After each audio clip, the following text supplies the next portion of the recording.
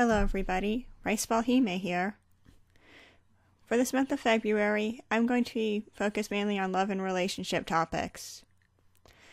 I probably could have gone super ironic and, done like a horror theme, but yeah, screw it. Love and relationships can be pretty horrifying in themselves anyways. For today's video, we will be talking about why Dean and Rory's relationship in Gilmore Girls is actually kind of terrible. When the relationship first started off, I really didn't think it was all that bad. Sure, he could be a little temperamental, but not abusive or anything, and, yeah, she tended to see certain gestures as romantic when they were kind of iffy. Like that episode where Lorelai says that his notebook is is pretty close to stalker material. And you're supposed to think that's romantic, and I'm sorry, since when is being one step away from being a stalker romantic?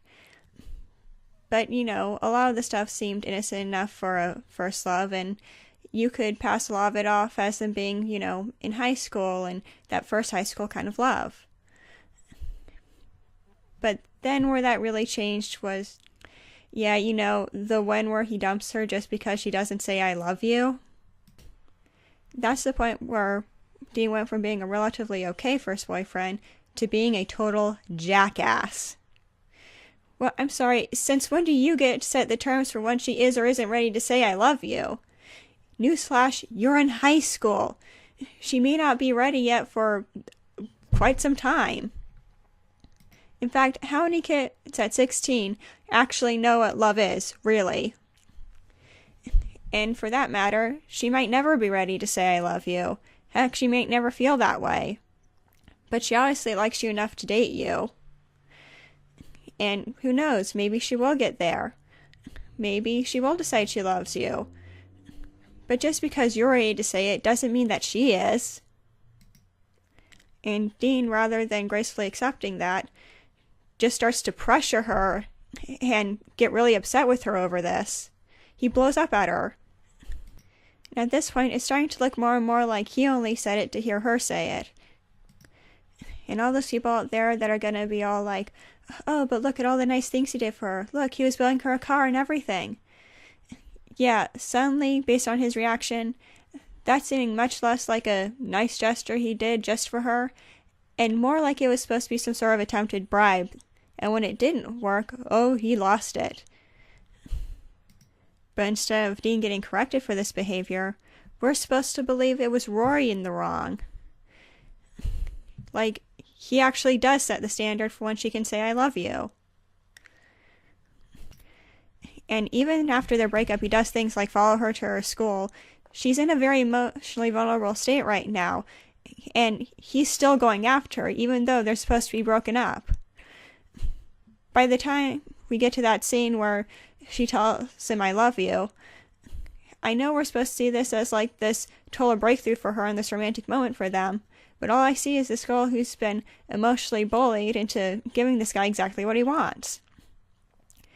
Oh, and if you think this leaves Rory off the hook, oh no. See, she is for the I love you incident, that was all Dean. But then we have the Jess incident. Where she kept leading Dean on and pretending she still wanted to be together when she was clearly interested in somebody else. Her actions really weren't fair to Dean. I may not like the guy, but she really should have been more upfront with him. Even if, she and Jess didn't get together, it really wasn't fair of her to date Dean when she was interested in somebody else. And then, last but not least for my point, the affair sex.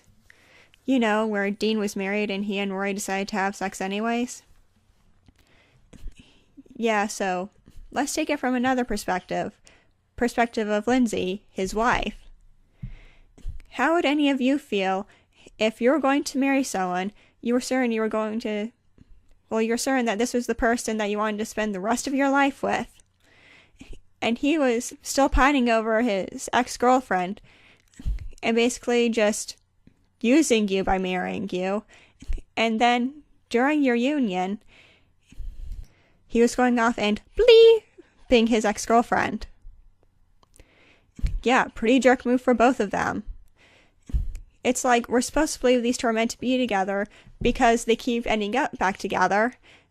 But the fact that they keep ending up back together just goes to prove how dysfunctional their relationship is.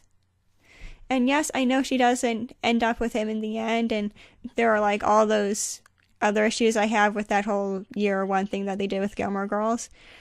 But the fact that so many people believed in them, and I'm like, why? Just why? These two are really, really bad for each other. And frankly, I think it's a little sad when people actually compare their relationship to Rory and Dean. This is riceballhime signing off.